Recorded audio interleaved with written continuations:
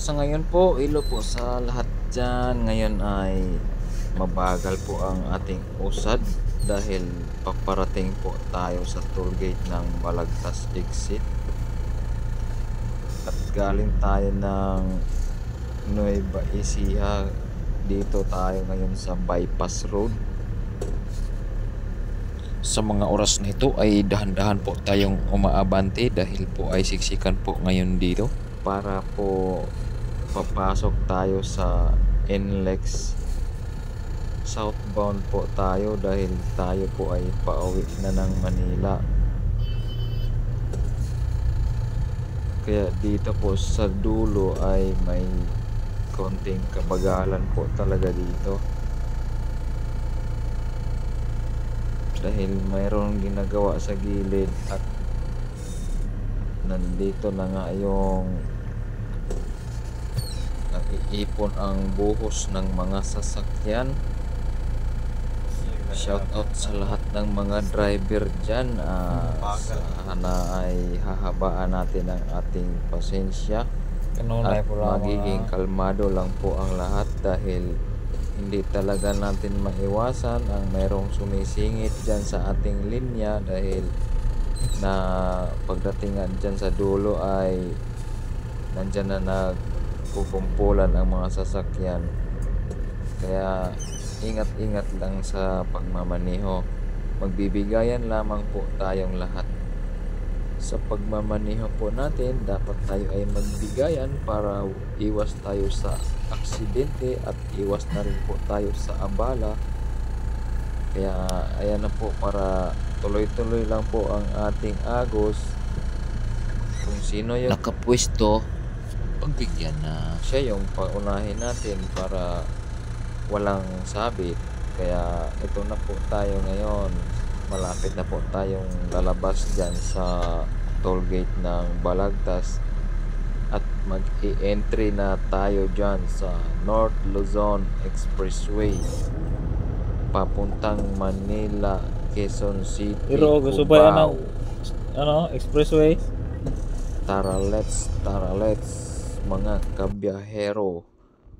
Maayong hapon kaninyong tanan. Ay, si Dugi naglakad na lang siya kasi ayaw niyang sumakay ng sasakyan niya dahil sabi niya siguro mas nauuna pa akong maglakad kaysa inyo. Kaya ayaw, naglakad siya sa gilid. Hanggang saan kaya si Dugi? Ay, sorry. Sabi ko po kasi naglalakad. Tumatakbo kaya siya. Para siyang nag-jogging. Dugi. Si Brownie yun siya, si Brownie. Kasi brown.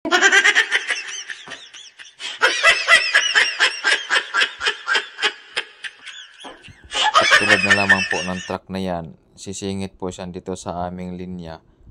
Pero nagsisignal naman siya, kaya importante sa atin ang signal light para alam ng mga kapwa natin driver na liliko ka dyan or saan ka pupunta, para alam na nakasalikuran natin. Ano daw yan?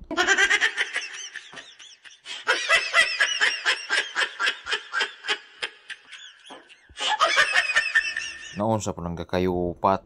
Dito tayo sa kaliwa na side. Yung Y na yan, dito sa kaliwa pa Manila. Yung sa kanan mo to'y papuntang Baguio.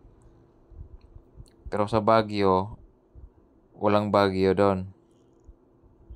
Kasi ang Baguio nasa Manila.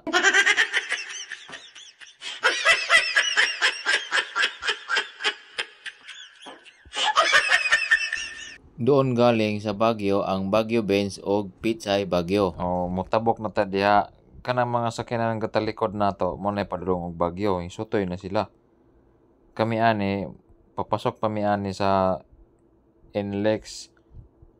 Mutoyok mi ana og counterclockwise, kurbada og 60 hangtod nga maabot na ta diha sa highway dayon mosulod na ta ana sa expressway.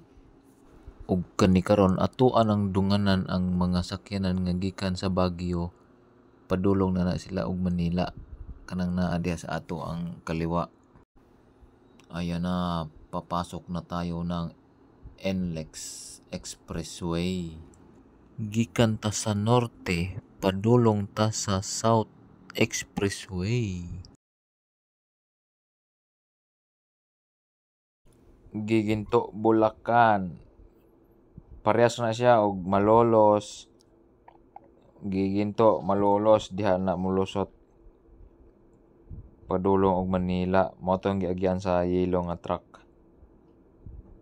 Natay mga kadungan dinhi sagol-sagol ni mga sakyanan dinhi moagi sa NLEX. Mo ni NLEX may 400cc dagway to iyang motor or 400cc pataas ba to?